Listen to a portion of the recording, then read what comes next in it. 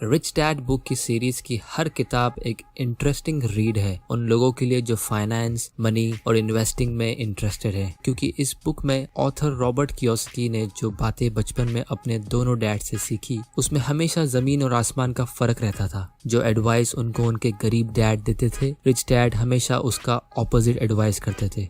आज मैं आपके सामने इस किताब से 3 इम्पोर्टेंट लेसन्स पेश कर रहा हूँ। रॉबर्ट कियोसाकी जब 9 साल के थे तब वो एक दिन अपने रिच डैड के साथ बीच पे घूम रहे थे। तभी उनके रिच डैड ने उन्हें एक बड़ा आलीशान सा बंगला दिखाया और कहा कि ये बंगला उन्होंने खरीद लिया है। रॉबर्ट चौंक गए, क्योंकि उन दिनों वो रिच डैड एक्चुअली में उतने रिच नहीं थे और उनकी इनकम उनके पुअर डैड से भी कम थी। तब उन्होंने अपने रिच डैड से पूछा, आप ये बंगला कैसे खरीद सकते हो जब किसी के पास इतने पैसे ही ना हो। उनके रिच डैड ने कहा, मैं नहीं खरीद सकता, लेकिन मेरा बिजनेस खरीद सकता है। यहाँ पे हम अपना सबसे पहला और सबसे इम्पोर्टेंट लेसन सीखते हैं। लेसन नंबर 1, अपने खर्चे बढ़ाओ और अपना इनकम कम करो, यानी increase your expenses, decrease your income. अब आप कहोगे ये तो बिल्कुल उल्टा बोल रहे हैं, ये जो दुनिया कहती है ये तो बिल्कुल उसका ऑपोजिट है, लेकिन यही इस बुक की खास बात है।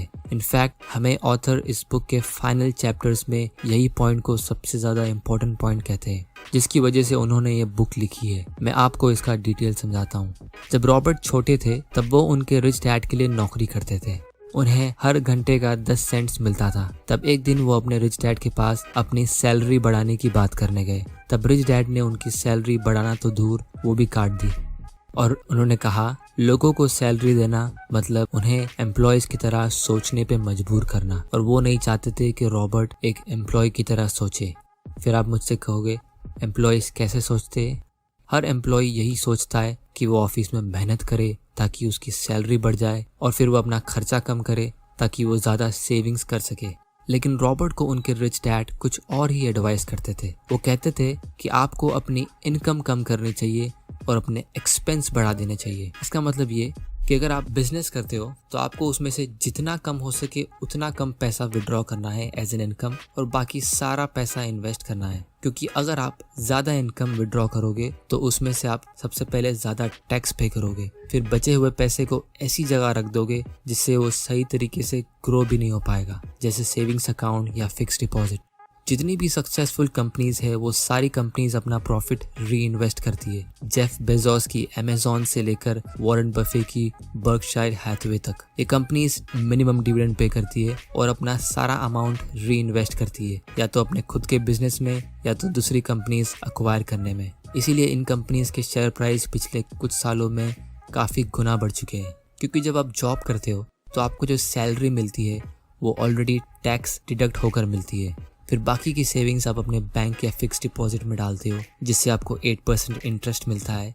और इंडिया का एवरेज ईयरली इन्फ्लेशन 7.7% है। तो अगर आपको लगता है कि ये 8% जो आप अपने बैंक से कमा रहे हो ये आपका इनकम है, तो आप खुद के साथ मजाक कर रहे हो। और अपना एक्सपेंस बढ़ा देने का मतलब ये कि आपको सही जगह खर्चे करने चाहिए। रॉबर्ट को उनके टैक्स स्ट्रेटजीज एक दिन एक इंटरेस्टिंग बात बता रहे थे। वो कह रहे थे कि जब भी कोई अमीर इंसान कंगाल होने वाला होता है तो वो इन 3 गलतियों में से एक गलती कर लेता है। सबसे पहली, या तो उसने एक महंगी जेट या कोई बोट या कोई महंगी कार खरीद ली होती है, या कोई वर्ल्ड टूर पे गया होता है, या उसने अपनी लॉयल वाइफ से डाइवोर्स करके किसी यंग लड़की से शादी कर ली होती है। ये तीनों ऐसे एक्सपेंस है जो इजीली कंट्रोल किए जा सकते हैं। और जब हम एक्सपेंस की बात करते हैं तो लोग यूजुअली वैकेशन, डिनर, शॉपिंग का सोचते हैं, लेकिन ऑथर के रिच डैड ऐसे एक्सपेंस की बात कर रहे हैं जो आपको सक्सेसफुल बनने में मदद करेंगे, जिनसे आपकी टैक्स सेविंग होगी, जो आपको हमेशा रिच रखेंगे। जैसे अपनी एजुकेशन पे, बुक्स पे, सेमिनार या कोई ऐसा कोर्स या कोई ऐसे एसेट्स खरीदना जिससे आपको फ्यूचर में कैश फ्लो मिलेगा, या तो कोई ऐसा एम्प्लॉय हायर करना जो आपका मोनोटोनस काम कर सके ताकि आपको और फ्री टाइम मिल सके दूसरे बड़े प्रोजेक्ट्स हैंडल करने का। आप जितना जल्दी ऐसे मीनिंगफुल एक्सपेंसेस करोगे आपके लिए उतना अच्छा है, क्योंकि आपकी नॉलेज टाइम के साथ कंपाउंड होती है और वो भी ग्रो होती है। अक्सर लोग गरीब होते हैं क्योंकि वो हमेशा गरीबी से डरते हैं। उनके दिमाग में हमेशा गरीबी का डर रहता है और इसीलिए वो अपने खर्चे कम करते हैं, ये सोच के कि वो पैसे उन्हें बुरे दिन में काम आएंगे। लेकिन ऑथर हमें ये एडवाइस कर रहे हैं कि आप अपने दिमाग को पॉजिटिव सोच से ऑक्यूपाइड रखो। आप हमेशा अपने माइंड को ग्रो करने का सोचो, फिर भले उसमें आपको खर्चा क्यों ना करना पड़े।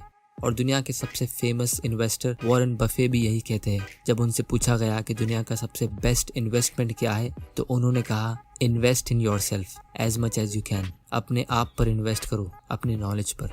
Lesson number 2, acquire 3 E's। Robert के रिच डैड के हिसाब से अगर आपको एक अच्छा इन्वेस्टर और अमीर बनना है और फिर अमीर रहना है, तो आपको ये 3 E's एक्वायर करने होंगे। ये 3 E's है एजुकेशन, एक्सपीरियंस और एक्सेस कैश। ये 3 E's की हेल्प से आप ऐसे मौके का फायदा उठा सकते हो जिससे आप अमीर बन सकते हो। ये मौके जो हमेशा अवेलेबल है और रहेंगे, लेकिन आप उन्हें देख नहीं पाते क्योंकि आपके पास वो नजरें नहीं है। सबसे पहला, education.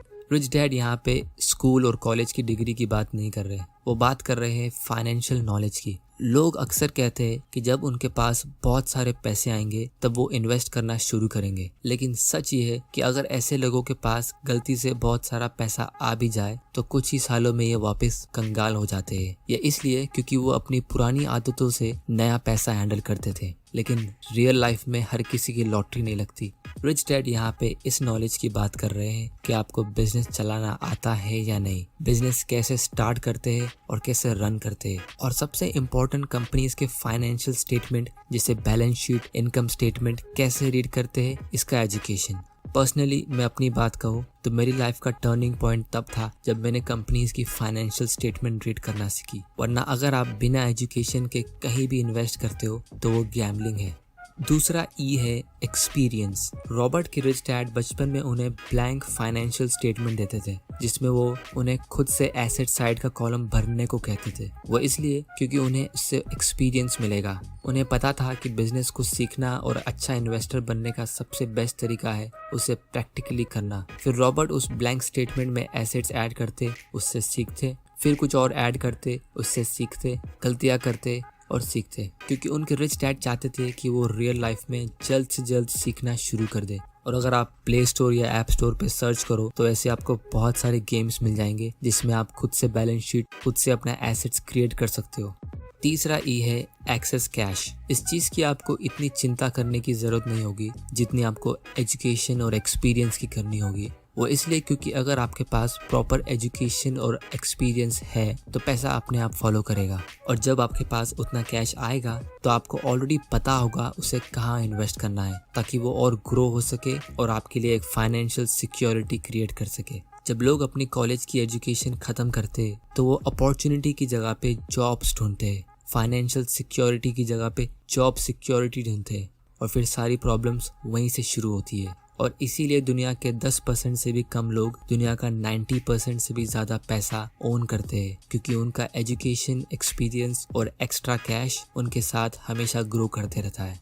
Lesson number 3, investing is not risky. Investing risky नहीं है क्योंकि आप उसके बारे में जानते नहीं हो, इसलिए आपको वो रिस्की लगता है। और यहाँ पे रॉबर्ट हमें एक इनसाइड इन्वेस्टर बनने क्यों कहते हैं। चलो आपसे एक सवाल करता हूँ, लोग रिच कैसे बनते हैं? या तो वो कोई बिजनेस में सक्सेसफुल होते हैं या किसी और के बिजनेस में पैसा इन्वेस्ट करते हैं, लेकिन ये चीज रातों रात नहीं होती। अगर आप कोई ऐसा स्टॉक खरीद भी लेते हो जो आपको बहुत अमीर बना सकता है, तो आपको फिर भी उसे कुछ सालों तक होल्ड करके रखना होता है, और उतने साल होल्ड करने के लिए आपके पास कोई खास रीजन होना चाहिए। वरना 99% से भी ज्यादा लोग जरा से स्टॉक के प्राइस के गिरने से उसे डर के मारे बेच देते हैं। अगर मैं अपना एग्जांपल दूं, मैंने अपने इनिशियल ईयर्स में ऐसी बहुत सारी गलती की है, और इन्वेस्टिंग में बहुत सारे ऐसे लेसन्स हैं जो आपको करके ही सीखने होते हैं। लेकिन जब आप अपनी खुद की कंपनी चला रहे हो तो आप शायद अपनी खुद की कंपनी के स्टॉक्स यूं ही नहीं बेचोगे। जैसे मुकेश अंबानी, उनके पास रिलायंस का 43% स्टॉक है।